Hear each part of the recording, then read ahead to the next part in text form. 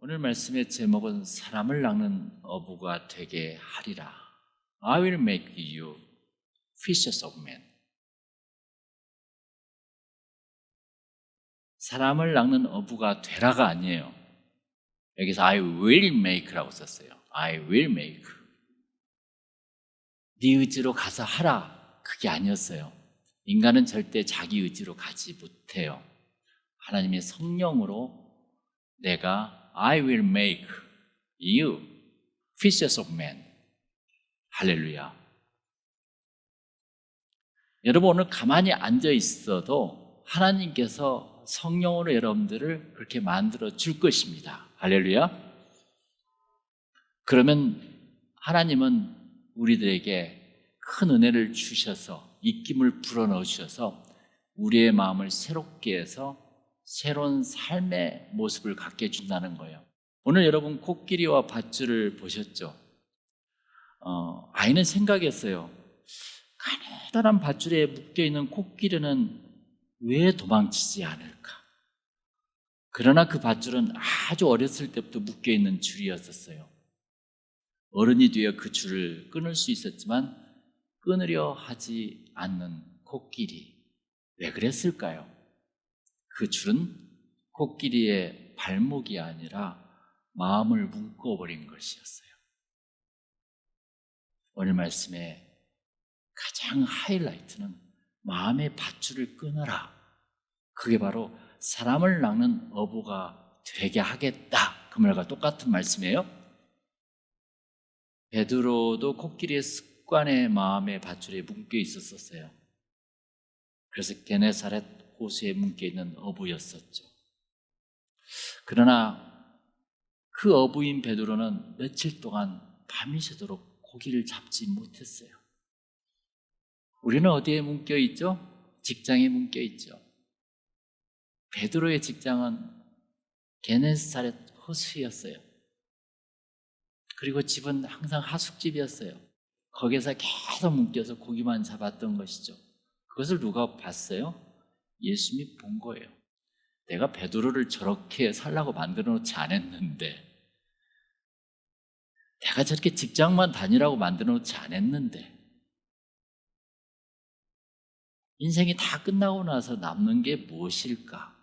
아마 예수님은 여러 가지 생각하면서 그때 이렇게 티칭했다고 그랬거든요. 그때 많은 사람들을 가르쳤을 거예요.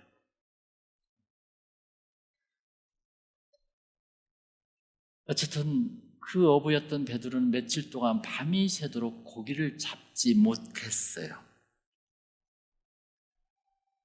2절에 보세요. 다 같이 호숫가에 배 두 척이 있는 것을 보시니 어부들은 배에서 나와서 그물을 씻는지라 그랬어요. 베드로는 그물을 씻으면서 중얼거리며 깊은 생각에 잠겼어요. 도대체 이 고깃대들이 어디로 간 거지? 하고 어떻게 한 마리도 없지? 왜 그럴까? 무슨 문제가 생겼을까?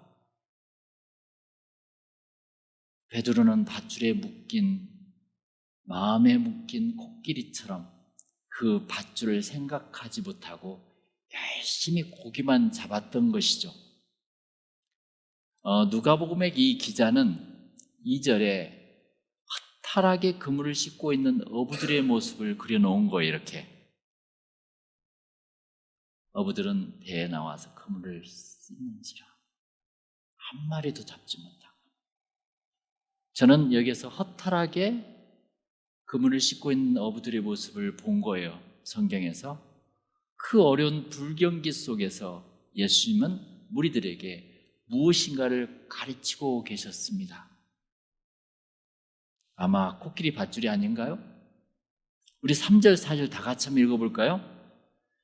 예수께서 한 배에 오르시니 그 배는 시몬의 배라. 육지에서 조금 떼기를 청하시고 앉으사 배에서 무리를 가르치시더니 말씀을 마치시고 시몬에게 이르시되 깊은 데로 가서 그물을 내려 고기를 잡으라 이렇게 했습니다.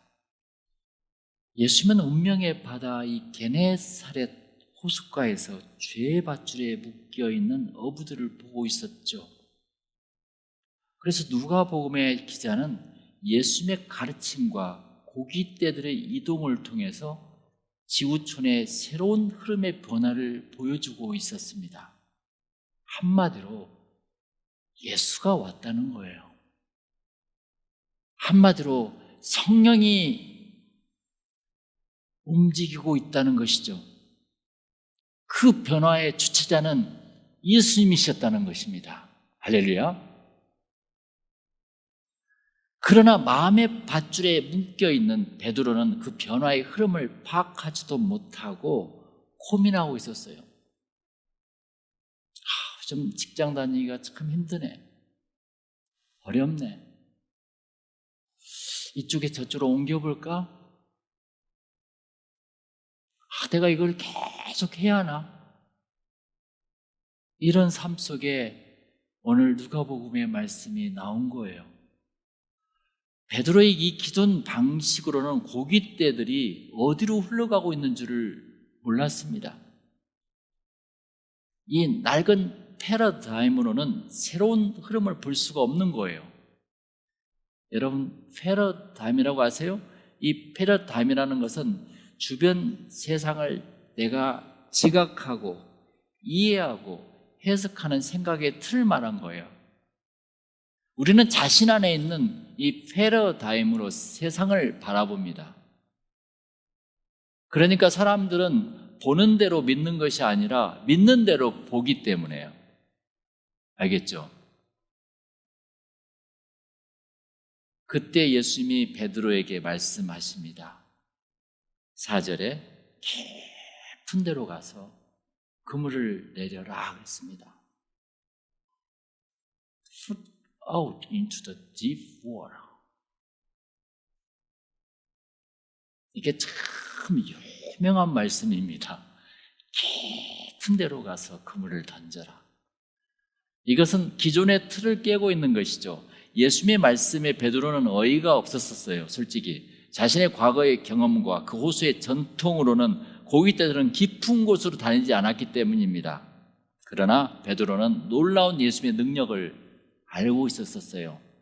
여러분, 누가복음 4장 39절에 이런 말씀이 나와요. 베드로의 장모가 중한 열병으로 앓고 있었을 때 예수님이 그 열병을 꾸짖었더니 병이 떠났거든요. 그 예수님의 말씀의 위력 앞에 베드로는 순종합니다. 여러분, 순종하십시오. 내 생각, 의식, 의지로 인생을 살지 말고 있잖아요. 그러면 절대 게네사렛 호수에서 나올 수가 없는 거예요. 그 운명의 바다에서. 5절 한번 보실래요? 시몬이 순종하여 이르되, 선생님, 우리들이 밤이 새도록 수고하였으되 잡은 것이 없지만은 말씀에 의지하여 내가 그물을 내리리이다 그랬어요. 베드로가 이렇게 순종하자 그물이 찢어지게 고기들이 잡혔다는 거 아니겠습니까? 내 생각을 버리고 주님께 순종하는 것, 이것이 진정한 패러다임 시프트라는 거예요. 블레싱이라는 거예요. 이것이 마음의 밧줄을 끊어버린 것입니다. 사람들은 자기 고집대로 죄의 사슬에 묶여서 해석하죠. 귀신들의 밧줄에 묶여서 한숨만 쉬는 것이죠. 피곤해 지쳐서 힘들고 뻔한 삶을 계속 살아가고 있다는 것입니다. 이런 변화가 없다면 우리 계속 그렇게 앞으로도 살아갈 거예요. 뭐 뚜렷한 게 있겠습니까? 주님은 우리를 바꿔놓습니다. 이 2배 가득 잡힌 고기들을 보고 베드로도 깜짝 놀랐어요. 7절에. 그리고 그 동업자인 야고보, 요한도 놀랐다고 10절에 쓰여 있습니다. 베드로는 너무 놀라서 다리에 힘이 빠지고 후들후들 떨려 무릎을 꿇게 됐던 것이었어요. 그리고 베드로는 예수님께 회개합니다. 우리 8절 읽어볼까요? 시몬 베드로가 이를 보고 예수의 무릎 아래 엎드려 이르되 다 같이 시작. 주여 나를 떠나소서 나는 죄인이로소이다. 그때서야 내가 죄의 밧줄에 묶여 있다는 것을 알게 된 것이죠. 그런 베드로에게 예수는 나를 따라오라. 내가 너희를 사람을 낚는 어부가 되게 하리라. 할렐루야. 순종과 회개만이 코끼리 밧줄을 끊고 나를 새로운 사람으로 변화시킬 수 있다는 것이죠. 여러분, 계속 그냥 그대로 과거처럼 미래도 살아갈 겁니까? 아니면 무엇인가 변화를 받겠습니까? 변화를 받겠다는 다짐 속에 바로 베드로의 패러다임 시프트라는 단어가 나올 수가 있는 것입니다. 이 베드로는 예수님을 만나서 무엇이 변화되었을까요? 우리들은 예수님을 만나서 무엇이 변화되었습니까? 과거의 발에 묶인 베드로의 포커스는 오로지 고기였어요. 돈이었어요. 물질이었어요. 과거의 베드로의 꿈은 고기를 많이 잡아서 성공하는 데 있었습니다. 먹고 사는 데 있었어요. 그러나 예수님을 만나고 나서 인생의 퍼포스, 목적을 발견한 것이죠. 여러분, success와 purpose는 달라요. 내가 성공하겠다는 것과 내가 내 인생의 목적을 찾아 살아가겠다는 것은 너무 다른 것입니다. 자연으로부터 탈출한 인간이 현실 사회 속에서 꼭 필요한 것 두 가지가 있어요. 그것은 돈과 과학입니다. 돈이 없으면 금방 의식주를 해결할 수가 없어요. 그리고 자동차, 비행기, 컴퓨터, 에어컨, 히터 이런 등등의 과학이 없으면 생활이 어려워집니다. 당장. 후보댐 같은 물 공급 매체인 과학이 없다면 라스베가스는 사막이 되어버립니다. 그러나 이 모든 돈과 과학은 수단이지 목적이 될 수가 없는 것이죠. 그렇죠? 이처럼 부자가 된다, 의사가 된다, 박사가 된다, 과학자가 된다, 대통령이 된다, 목사가 된다, 사장이 된다, 회장이 된다. 이런 모든 것들은 수단에 불과하는 것들입니다. 부자가 되어서, 의사가 되어서, 박사가 되어서, 대통령이 되어서, 목사가 되어서 무엇을 할 것인지 그 다음이 중요해요. 우리의 포커스는 자신을 성공시켜줄 물질과 직업이 아니라 내가 섬겨야 할 사람이라는 것입니다. 할렐루야. 내가 의사가 되어서 뭘 하겠다는 거예요? 돈을 벌겠다는 거예요? 사람을 섬기겠다는 거예요? 주님께서는 오늘 돈 신경 쓰지 말고 사람을 섬겨라 이거예요. 돈은 따라온다. 할렐루야. 내가 섬겨야 할 사람을 섬긴다. 그게 내 이웃을 섬기고 가족을 섬기고 친척을 섬기고 교우를 섬기고 또한 친구들을 섬기고 직장인들을 섬기기 위해서 가는 것이지, 우리들은 사람의 포커스하고 있는가 돈이나 세상의 물질적인 것이 포커스하고 있는가를 빨리 파악해야 돼요. 고기가 아닌 사람을 포커스하는 것을 사람이 낚는 어부라는 것입니다. 그러니까 내가 번 돈과 훌륭한 직업으로 섬기기 위해서 살았던 사람들이 있어요. 그 사람들이 바로 마더 테레사, 슈바이처, 간디, 링컨, 또 누구예요? 마르틴 루터 킹, 이순신, 이런 사람들이었잖아요. 얼마나 훌륭해요.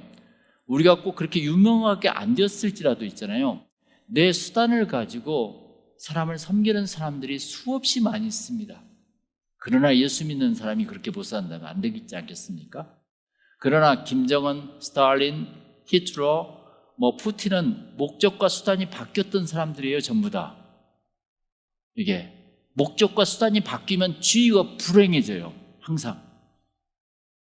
베드로는 예수님을 만나서 자신의 패러다임이 바뀐 것이에요. 할렐루야. 이게 바로 오늘 말씀이 요구하는 것이에요. 예수를 만나면은 환경이 바뀐 것이 아니라 네가 바뀐 것이야. 이거 할렐루야.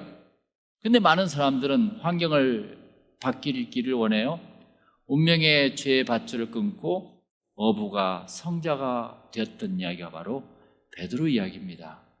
하나님이 너는 이 세상에 고기만 잡고 살아라 하면서 베드로를 어부로 만들지 않았다는 것입니다. 우리들도 매일 직장을 다니기 위해서 태어나지 않았다는 것입니다. 직업은 목적이 아니라 수단에 불과해요. 직장 그 다음이 있어야 돼요. 직장 다니는 거 그 다음이요. 돈이요? 아니에요. 직장 다음이 뭐예요?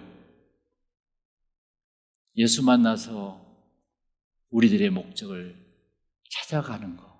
이것이 바로 신앙입니다. 사람을 낚는 어부란 단순히 전도를 한다는 의미가 아닙니다. 나는 포커스 해놓고 돈에 포커스 하면서 사람만 교회에 데려온다. 그것은 이중적인 것이죠. 나는 그 사람에 포커스 하면서 그 사람이 구원받기를 원하는 것이죠. 이게 사람을 낚는 어부란 내가 가진 소유로 사람을 섬기고 그 사람을 변화시킨다는 것입니다. 이 베드로처럼 인생의 방향과 패턴을 바꿔가는 거예요. 그러면 아름다운 꿈과 비전을 가질 수 있다는 것입니다. 그 밧줄을 끊어야 벗어날 수 있는데 인간 모두는 죄의 밧줄에 묶여 있잖아요. 그 죄의 밧줄을 끊으면 전도가 됩니다. 기도가 됩니다. 찬양이 돼요. 예배가 되어지고 있어요. 가정의 평화가 찾아오고 있다는 것입니다. 그리고 자녀 교육이 되고 있는 거예요. 그리고 효가 되고 있다는 것입니다. 신앙이란 지팡이를 더듬어서 교회를 왔다 갔다 하는 것이 아니라고 그랬지 않습니까? 신앙이란 예수를 믿고 내 자신의 삶이 변화되는 것입니다. 할렐루야. 단순해요. 진리는 꿈, 행복, 비전, 성공, 승리, 사랑, 이 모든 것들은 환경의 변화가 아니라 뭐라고요? 자신의 변화로 얻어지는 산물이라는 것입니다. 이방신이나 우상들은 환경의 풍요를 약속합니다. 그러나 예수님은 환경이 아닌 우리가 변화되기를 원하십니다. 물질이 아닌 사람의 포커스 하기를 원하십니다. 오늘 예수님께서는 제가 제일 처음에 이야기했죠. 되라가 아니라 되게 한다는 것이에요. 아무 부담 갖지 마세요. 걱정하지 마세요. 하나님께서 반드시 그렇게 만들어 주신다는 것입니다. 할렐루야. 사람의 의지로 절대 스스로 변화될 수가 없어요. 왜? 지난주 말씀처럼 우리는 진흙덩이이기 때문에 반드시 토기장이신 창조자 하나님의 힘으로만이 나를 나되게 할 수 있다는 것입니다. 하나님이 우리를 사람을 낚는 어부가 되게 하게 하신다는 것을 여러분 믿습니까? 그걸 내가 받아들여야 돼요. 하나님이 반드시 나를 사람을 낚는 어부가 되게 할 거야. 제가 캠퍼스 활동하면서 전도를 무지 많이 했었어요. 1년에 20-30가정씩 했었으니까 제가 최소한. 그런데 있잖아요. 내가 지금 생각해 보니까 전도를 내가 가서 막 한 게 아니었다는 것이었어요. 참 신기한 게 내가 지금까지 20-30년 동안 쭉 이렇게 사역을 생각해 보면 하나님께서 미리 만들어 줬고 하나님이 나에게 성령의 바람을 줘가지고 거기 가게 해서 그냥 그 사람을 터치만 하겠다는 것입니다. 할렐루야. 그러니까 전도는 내가 모르는 사람 데려온 것이 아니에요. 절대. 하나님이 이미 만들어진 사람을 네가 찾아서 빨리 발견해서 데려오는 것입니다. 참 신기했어요. 그러니까 내가 하나님의 은혜 속에서 기도하고 하려고 하는 마음을 먹으면 하나님이 다 알아서 하게 하신 것이지 내가 뭐 생뚱맞게 그냥 가서 그냥 전도한다? 그것은 잘못된 전도 방법이라 저는 생각해요. 하나님이 다 하게 하셔요. 믿습니까? 그것을? 나는 그걸 믿어요. 한마디로. 내가 하나님의 쓰임을 받아야지. 그런 마음을 가지면 하나님께서 채워주신다는 것입니다. 우리가 돈이 아니라 예수님에게 포커스하는 삶이 되자는 것이죠. 우리들의 눈을 밝히셔서 주위 사람들에게 포커스하게 하리라. 믿습니까? 우리들이 천국에서 만날 가족과 친구를 지금 만들어야 돼요. 여러분, 천국 가서 아무도 없는 데서 혼자 자연이 좋은 데서 살고 싶습니까? 만들어야죠. 함께 같이 살기 위해서. 그 친구들을. 우리 오늘 다 같이 기도하는 시간 갖겠습니다.